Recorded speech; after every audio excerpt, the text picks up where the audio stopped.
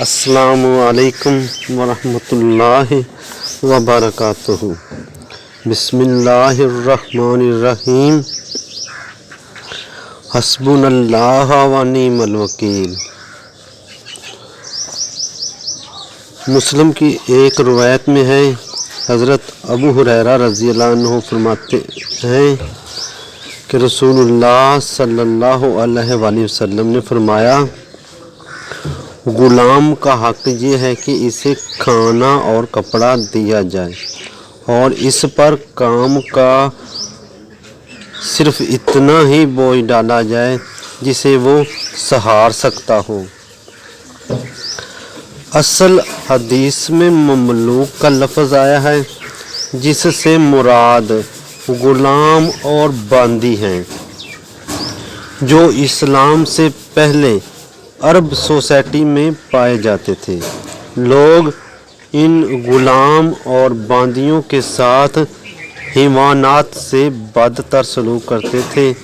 انہیں نہ تو ٹھیک طرح سے کھانا دیتے اور نہ کپڑے پہناتے، اور نہ قابل برداشت حد تک ان سے کام لیتے۔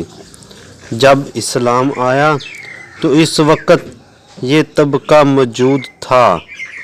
آپ صلی اللہ علیہ وآلہ وسلم نے مسلمان سوسائٹی کو ہدایت کی کہ ان کے ساتھ انسانوں سا سلوک کرو، انہیں وہی کچھ کھلاؤ جو تم کھاتے ہو، وہ کپڑے پہناؤ جو تم پہنتے ہو، ان سے صرف اتنا ہی کام لو جتنا ان کے بس میں ہو۔ ایسا ہی معاملہ اس مستقل نوکر کے ساتھ ہونا چاہیے جس کے شب و روز آپ کے پاس گزرتے ہیں۔ خادم کے ساتھ سلوک کے سلسلے میں ابو قلابہ رضی اللہ عنہ کی روایت ہے۔ ابو قلابہ رضی اللہ عنہ کہتے ہیں کہ حضرت سلیمان فارسی رضی اللہ عنہ کے پاس گورنری کے زمانے میں ایک آدمی گیا۔ اس نے دیکھا کہ آپ اپنے ہاتھ سے آٹا گوندھ رہے ہیں۔ پوچھا، یہ کیا ہے؟ حضرت سلیمان رضی اللہ عنہ نے کہا، ہم نے اپنے خادم کو ایک کام سے بھیج دیا ہے اور ہمیں یہ ناپسند ہے کہ اس کے اوپر دو کاموں کا بوجھ ڈال دیں۔ بخاری و مسلم کی روایت میں حضرت ابو ہریرہ رضی اللہ عنہ روایت کرتے ہیں کہ رسول اللہ صلی اللہ علیہ وآلہ وسلم نے فرمایا، لونڈی اور غلام تمہارے بھائی ہیں، انہیں اللہ رب العزت نے تمہارے تصرف میں دے رکھا ہے۔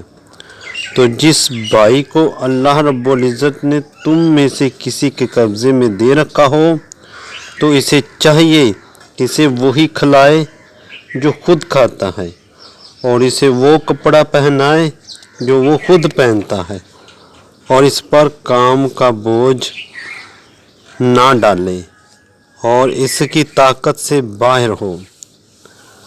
اگر اس پر کسی ایسے کام کا بوجھ ڈالے جو اس کی طاقت سے باہر ہو اور وہ اسے نہ کر پا رہا ہو تو اس کام میں اس کی مدد کرے۔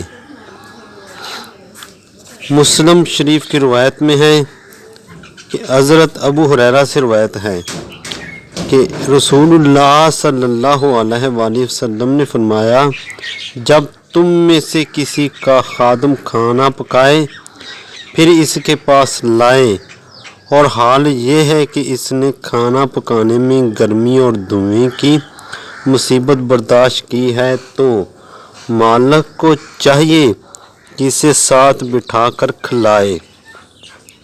اگر کھانا تھوڑا ہو تو اس میں سے ایک یا دو لقمے اس کے ہاتھ میں رکھ دے۔ ابن ماجہ میں ہے کہ حضرت ابو ہریرہ رضی اللہ عنہ سے روایت ہے کہ وہ کہتے ہیں کہ رسول اللہ صلی اللہ علیہ وآلہ وسلم نے فرمایا، اپنے غلاموں اور خادموں پر اپنے اختیار کو غلط استعمال کرنے والا جنت میں داخل نہیں ہوگا۔ لوگوں نے پوچھا کہ اے اللہ کے رسول صلی اللہ علیہ وآلہ وسلم، کیا آپ صلی اللہ علیہ وآلہ وسلم نے ہمیں نہیں بتایا کہ اس امت میں دوسری امتوں کے مقابلے میں غلام اور یتیم زیادہ ہوں گے؟ آپ صلی اللہ علیہ وآلہ وسلم نے فرمایا، ہاں میں نے تمہیں یہ بات بتائی، بس تم لوگ اپنی اولاد کی طرح ان کی خاطر کرو اور انہیں وہ کھانا کھلاؤ جو تم کھاتے ہو۔ حضور صلی اللہ علیہ وآلہ وسلم نے حضرت علی کو ایک غلام بخشا اور فرمایا، اسے مارنا مت، کیونکہ مجھے نمازی کو مارنے سے منع کیا گیا ہے اور میں نے اسے نماز پڑھتے ہوئے دیکھا ہے۔ اللہ پاک جو کچھ پڑھا اور سنا ہے، اللہ پاک اس پر عمل کرنے کی توفیق عطا فرمائے۔ وما علینا الا البلاغ المبین۔